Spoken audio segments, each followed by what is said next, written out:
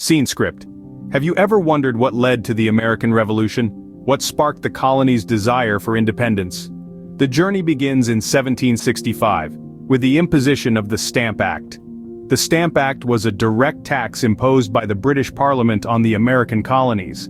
Its purpose was to raise revenue to cover the cost of maintaining an army in North America, following the French and Indian War. But it did more than just raise revenue. It stirred a hornet's nest of opposition and resistance among the colonists. They saw the tax not as a means to fund an army for their protection, but as a violation of their rights. This opposition culminated in the Stamp Act Congress, held in New York in October 1765. Here, representatives from 9 of the 13 colonies united to draft a formal protest to the British Crown. This marked the beginning of organized resistance against British rule. This was the beginning of a bitter conflict as the colonies started to unite against what they perceived as unjust British rule. Fast forward to 1773, and the tension between the colonies and Britain had reached boiling point. This was the year of the infamous Boston Tea Party. It's a story of rebellion, sparked by the Tea Act, a law that essentially gave the British East India Company a monopoly on tea sales in the colonies. The colonists, already bristling under British rule, saw this as another slap in the face, so they decided to take a stand.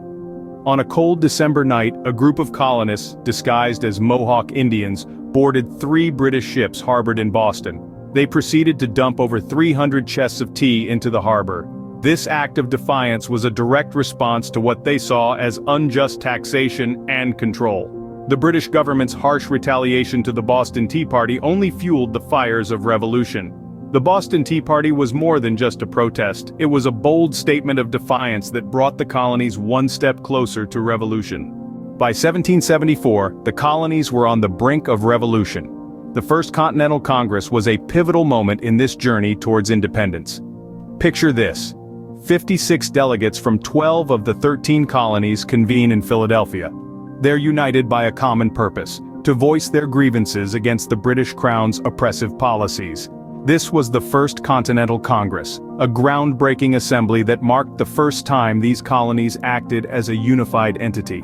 The Congress produced a Declaration of Rights and Grievances, outlining their objections to Britain's unfair taxation and asserting their rights as Englishmen. This was no minor act of rebellion, it was a bold statement of unity and defiance.